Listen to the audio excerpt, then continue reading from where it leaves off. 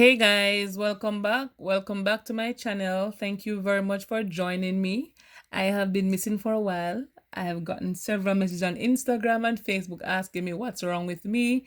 Nothing is wrong. I'm just busy doing schoolwork, guys. So please understand. So for this video, I'm going to explain biconditional statements. The last video we did was conditional, and we said that the conditional statement is only false if the hypothesis is true and the conclusion is false. If not, they're all true.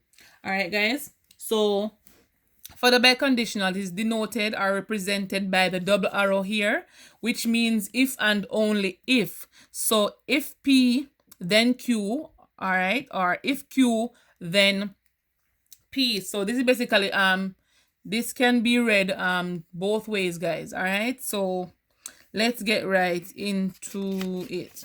So for a biconditional statement to be true,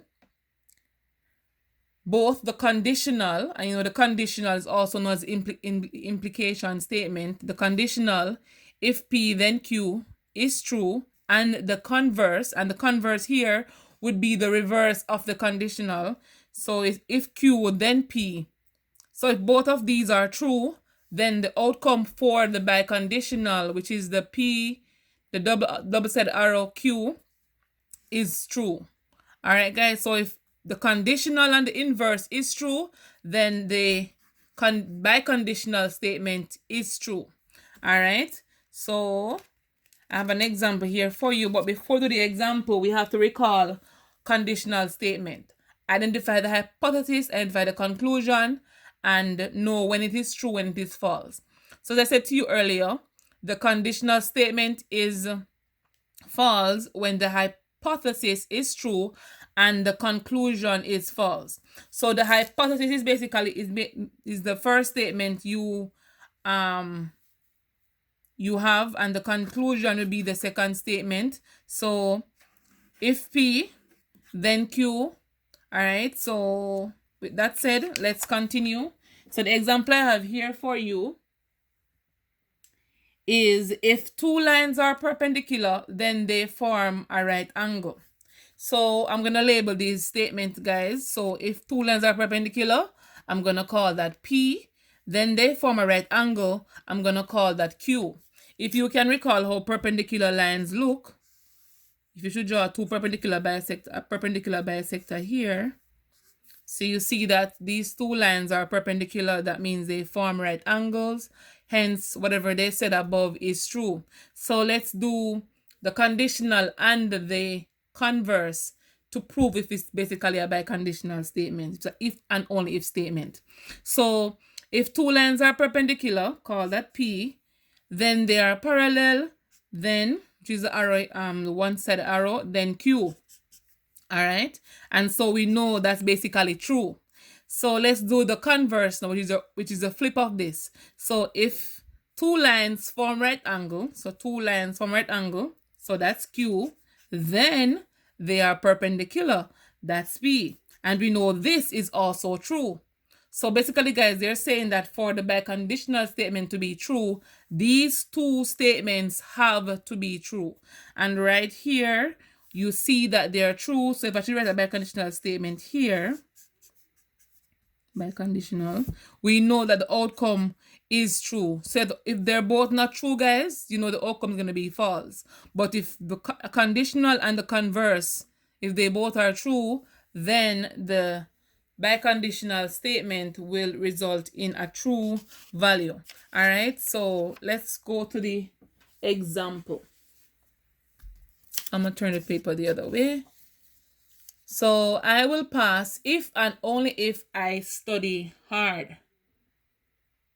All right, so if you want to break this down into conditionals and converse statements, you can say I, P, let's call one P, one Q. So we're going to call I will pass P and study hard Q. So I will pass P, study hard Q. So if you call this P and if you call this Q, we know that we need the two columns for the two variables used. We need the conditional column, We need the converse column and we need the biconditional column, all right? So remember, our main focus will be the conditional and the converse. So let's go. So we know that for the possible outcomes, guys, we'll have 4 because we're using 2 variables, all right? So we need to identify the outcome for this. So we said for the conditional, it's only false when the hypothesis, I'm stuck to ring, the hypothesis is true. So if this is true and the conclusion is false, then the outcome is false. So without further ado, we can go ahead and look for that where P is true and Q is false, then it's right here, then the outcome is false, otherwise it's true. So once you find this statement, guys, you can go ahead and fill in the table with true for the others. And if you don't remember how to do conditional, you can go back and check the video I made earlier because it's very useful, as the comments said in the as the person said in the comment section. So it was useful. So go ahead and check it out if you don't understand how to do this part. So the same is for the converse, guys. So remember the converse, this is now in the first one, it was a conclusion, but in this one, it's now the hypothesis. So we're going to look for the one where the hypothesis is true, all right, true, and the conclusion is false. So the table, guys, is written backwards, so you're going to have to look for that. So Q is true in 2 of them, but P needs to be false, and it's only in this one, guys. So Q is true and P is false, then we know the outcome is false, otherwise it's true. You can go ahead and check that out again, guys, because I made a video on that and they are very useful, trust me.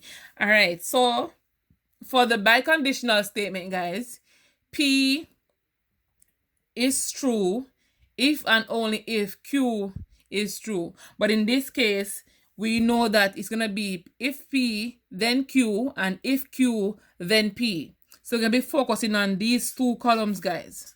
All right, these 2 columns we'll be focusing on. So we said that they both have to be true for the outcome to be true. So both the conditional and the converse must be true for the outcome to be true. All right, so here we observe that these 2 are true. And you can look for the other one that they're true as well. If not, going to be false. But if you don't want to, you can do them step by step. So these 2 are true, then the outcome is true. These 2 are not the same value. That means the outcome is false. So these 2 again are not the same outcome. So it's going to be false. And these 2 are true. So the outcome is true.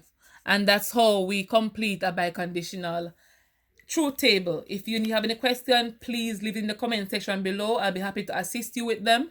If you have a concern or need a further explanation, you can feel free to do so as well. And let me know what you think about this video, guys. Thank you very much for watching. Remember to like, share, comment, subscribe. Tell a friend about me. Let's go prepare for this CXC that's coming up. It's not too early to prepare. It's best to prepare from before when the exam comes. You can smile because you know what you're doing.